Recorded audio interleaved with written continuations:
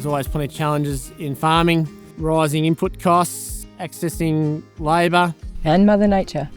We put in some long hours. You're getting up at 4 o'clock in the morning and going to bed at 12:30 at night, trying to just look after animals and get crops in and get ground cleaned up.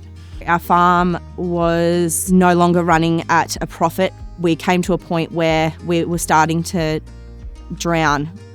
We ran a transport business with bulk transport for just over 10 years. The business did start to decline, unbeknown to me. I had just been flooded out. I was told to evacuate. I needed a lot of help, financially, mentally, and physically, and just emotionally.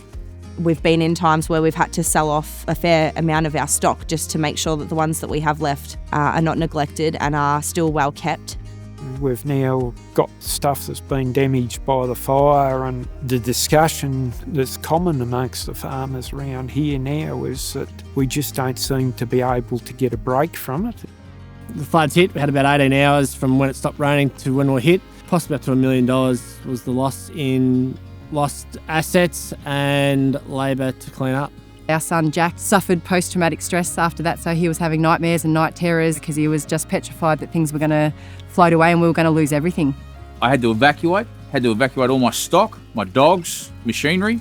It was fairly frightening. So then I had to go about the application for grant money.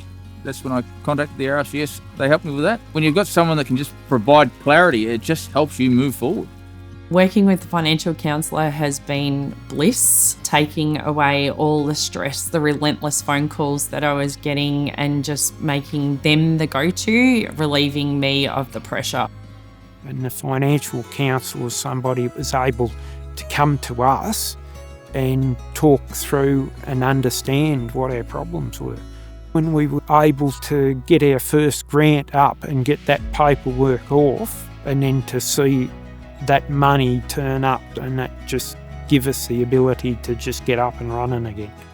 Matt, he came out. I laid all the info out on the table for him to go through. All of our financial documents, tax returns. I could just sense that he was someone that I could trust in this process. We are now in a much, much better position, and the future is looking much better.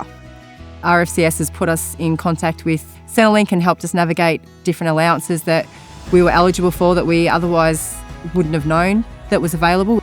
The flood grants and the concessional loans. It's a great team and they work so cohesively together. We couldn't have asked for any more help if we tried. It's just been wonderful.